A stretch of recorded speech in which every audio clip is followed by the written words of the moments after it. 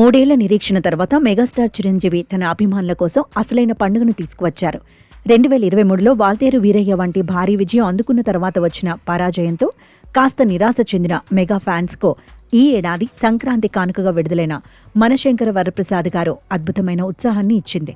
జనవరి 12న విడుదలైన ఈ చిత్రం బాక్సాఫీస్ వద్ద తన ఆధిపత్యాన్ని చాటుకుంటూ మార్చి 2వ తేదీ నాటికి విజయవంతంగా 50 రోజులు పూర్తి చేసుకుంది.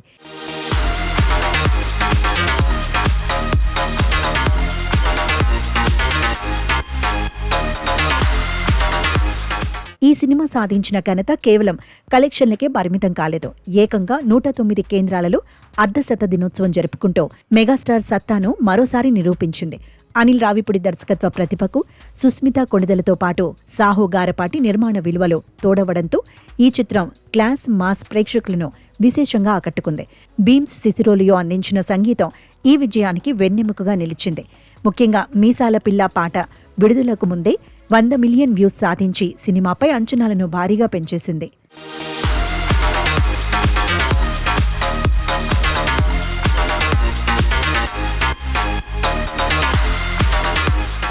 ఈ చిత్రంలో మరో ప్రధాన ఆకర్షణ విక్టరీ వెంకటేష్ అతిథి పాత్రలో మెరవడం. గత ఏడాది సంక్రాంతికి వస్తున్నాం సినిమాతో హిట్ కొట్టిన వెంకటేష్ అనిల్ రావిపూడి కాంబినేషన్లోనే ఈ ఏడాది కూడా మరో సక్సెస్ చూడటం గమనార్హం. నయనతార కథానాయికగా నటించిన ఈ సినిమాలో క్యాథరిన్ త్రెసా, సచిన్ ఖేడేకర్ వంటి హేమాహేమిలు తమ నటనతో ఆకట్టుకున్నారు.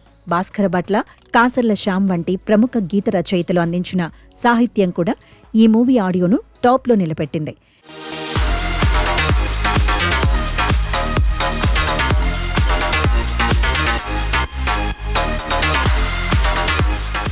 ఇప్పటి వరకు ఈ సినిమా 400 కోట్ల రూపాయల వసూళ్లను సాధించి కేవలం తెలుగు భాషలోనే విడుదలైన రీజనల్ మూవీస్ విభాగంలో ఇండస్ట్రీ హిట్గా కీర్తించబడుతోంది.